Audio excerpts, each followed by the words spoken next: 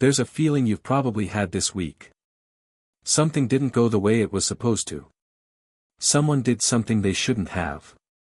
And before you could think about it, before you could decide how to respond, your body was already moving.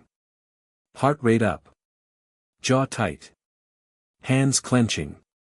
A heat rising from your chest into your face that felt almost like it had a direction. That wasn't a personality flaw. That wasn't immaturity. That was 300 million years of vertebrate evolution running a program so old it predates language, predates mammals, predates almost everything you'd recognize as human. And here's the part nobody tells you, that program wasn't designed to make you aggressive. It was designed to make you powerful. There's a difference. And that difference might change how you relate to the most misunderstood emotion in your entire biology. Let's go back. Way back. Not to a therapist's office, not to a meditation retreat, but to the African savanna, roughly 200,000 years ago. You are living in a band of 30 people. Resources are finite. Hierarchies are real. And every day, there are moments when something threatens what is yours, your food, your status, your offspring, your place in the group. In that world, you needed a system that could mobilize your entire body in under a second. A system that could override hesitation, sharpen focus, flood your muscles with fuel, and communicate to every person watching that you were not someone to cross right now. Not sometime later. Right now. Anger was that system. When a threat appeared, a rival taking your food, a dominant member overstepping, a boundary being violated, your hypothalamus fired. Your adrenal glands dumped epinephrine and norepinephrine into your bloodstream.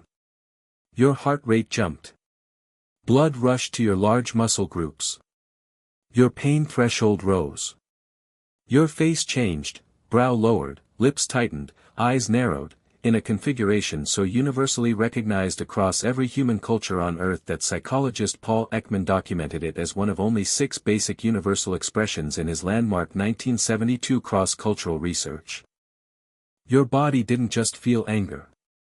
It became a signal. A broadcast. A warning to everyone in your social world that a line had been crossed and that you were prepared to defend it. Anger. That's the emotion. But here's what it means beneath the surface, a coordinated biological mobilization in response to perceived threat, injustice, or boundary violation, designed to restore social order, not destroy it. And here's why that reframe matters to you: anger in its original design wasn't about losing control. It was about asserting it. But here's where it gets strange. Your body runs the same program today. The same hypothalamic firing.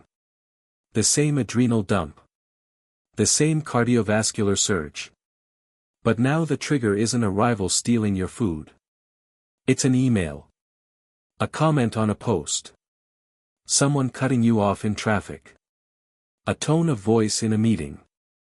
Your ancient threat detection system cannot tell the difference between a physical danger to your survival and a social slight that will be forgotten by Tuesday. The hardware is 300 million years old. The software update never came. Researcher James Gross at Stanford University has spent decades studying what happens when humans experience anger and then suppress it, push it down, mask it, pretend it isn't there. What he found in a landmark 2003 study is that emotional suppression doesn't reduce the physiological response. It amplifies it. People who suppressed anger showed higher cardiovascular activation, higher cortisol output, and significantly impaired memory for the events surrounding the suppression. You didn't calm down. You just stopped showing it, while your body kept running the full program underneath. Think about the last time you swallowed something that made you furious. Maybe at work, maybe with someone you love, maybe in a situation where expressing it felt dangerous or wrong. Did you notice what happened in your body over the next few hours? The tightness that didn't leave. The replaying. The low-grade agitation that followed you into unrelated moments. That's not weakness. That's a mobilization with nowhere to go.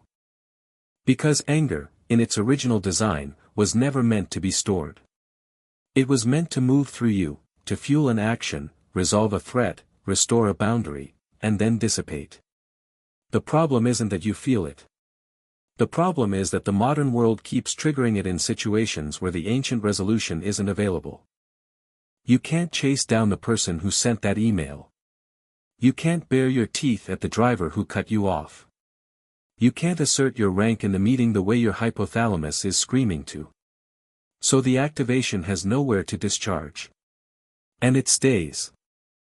Researchers at Carnegie Mellon University found in 2009 that chronic low-level anger, the kind that builds from repeated suppressed mobilizations, is one of the strongest independent predictors of cardiovascular disease, immune suppression, and all-cause mortality. Not rage. Not explosive outbursts. The quiet kind. The kind you manage. The kind you're probably very good at. Have you ever noticed that the things that make you angriest aren't always the biggest things? That a small injustice from someone you trust can activate something deeper and more visceral than a major setback from a stranger? That's because your threat detection system isn't measuring objective harm. It's measuring violation of expectation, the gap between how things should be and how they are. And the tighter your model of how things should be, the more targets your anger system can find. The next time that heat rises, before you suppress it, before you explode, before you apologize for feeling it at all, try to name what boundary was actually crossed. What was violated? What your body is trying to restore. Because underneath almost every episode of anger, there is something your nervous system recognized as wrong before your conscious mind could articulate it. That recognition isn't a flaw. It's ancient intelligence. The same intelligence that kept your ancestors alive, that maintained social order in small bands, that drew a line in the dirt and said, "This far, and no further." Your anger knows something. The question isn't whether to feel it. The question is whether you're listening to what it's actually telling you.